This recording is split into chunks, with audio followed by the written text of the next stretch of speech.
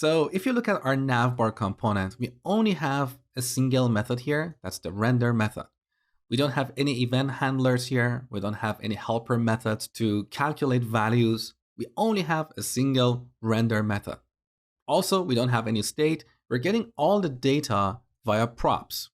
In situations like this, we can convert this component into what we call a stateless functional component.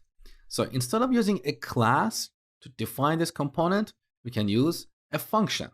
Let me show you how to do this.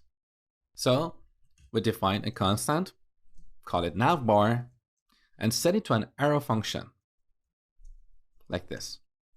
In the body of this arrow function, we return a React element. So basically, we take our return statement from here and move it inside of this function.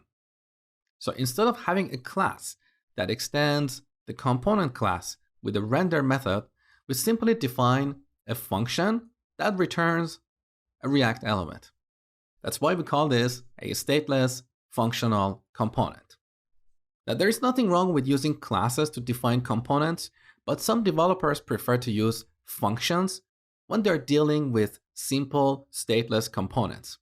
What approach you choose is purely your personal preference, but you see a lot of examples of stateless functional components on the internet. That's why I decided to include this in the course. Now, we also have a shortcut for creating these stateless functional components, just like we have CC for creating a class component. We have SFC for creating a stateless functional component. So this gives us a template for defining a function and also exporting it. Now, we don't need this, so delete. Now, one more thing before we finish this. Here we're referencing this.props. This only works in class components. In functional components, you need to add props as a parameter here,